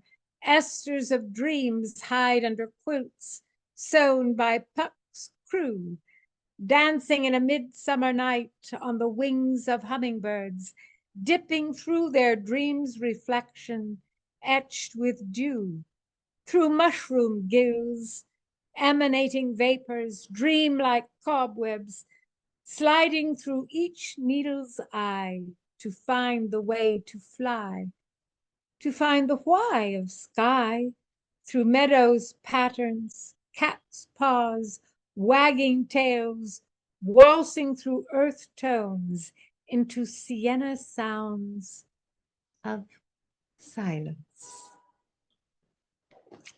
Thank you. Thank you, everybody. Unmute yourselves and give it up for Karen Melanda McCoon. That was so graceful and it just felt very sublime. I really loved the whole way through. It was very peaceful too, to just your voice, the way that you recite. Well, I've heard even Karen read like a very like socially impactful like piece where she's talking about some deep like concepts and stuff. But the way, the inflection, the tone, the rhythm, the Right. melody, And then it's it like makes it informing beautiful. you, but Yeah, like she could, be burn your bras and fuck the man, but at the it's same like time doing it in such a meditation, beautiful, right? yeah, yeah, It's like that meditating thing, or like, when you're learning through sleep and you just put something, she has that voice. She has yeah, that. where you could take something so harsh and like ugly and just turn it into this beautiful thing where like now everyone can hear and understand it and really see your vision where you're coming with that. And so, yeah, thank you so much for sharing that with us. Everybody, one more time, give it up for Karen Melanda Magoo. Yes. Woohoo. Thank you, Karen. All right, and so this is going to conclude round one. We're going to stop the recording here in a minute. Thank y'all so much for being a part of tonight. It was the first hybrid open mic. We had Dre over there sweating his butt off, holding down the fort at the cafe. They welcomed I'm us like, where back. did Dre go? I don't even know where Dre is. Yeah, him and Big Slappy are celebrating, right? Right there Um, out there. Yeah, so we were welcomed back, and we even inspired some people in the crowd there. It was like, oh, well, next time I'll read, you know. So, thank y'all for being a part of this historical moment. Next month, hopefully, we'll get some more of those people that we inspired to read live in the cafe. And if not, we'll just do what we did here now and hold it down in the Zoomverse and just, be broadcasted somewhere else. So, again, thank you all for being a part of this momentous occasion. We're gonna go ahead and start the recording now. So if you guys just all want to unmute yourselves and give it up for each other, like what a dope night. Awesome. Y'all So are the cool. best. It was so nice to be here. Mwah. All right. Love you guys. If you want to see more and see where round two goes, come join the Zoom room. If you're watching this from YouTube, we stopped the recording because we only got so much space on our hard drive. So come through. We love you. Once again, thanks for tuning in to Open Minds, Open Mic. Have a blessed night.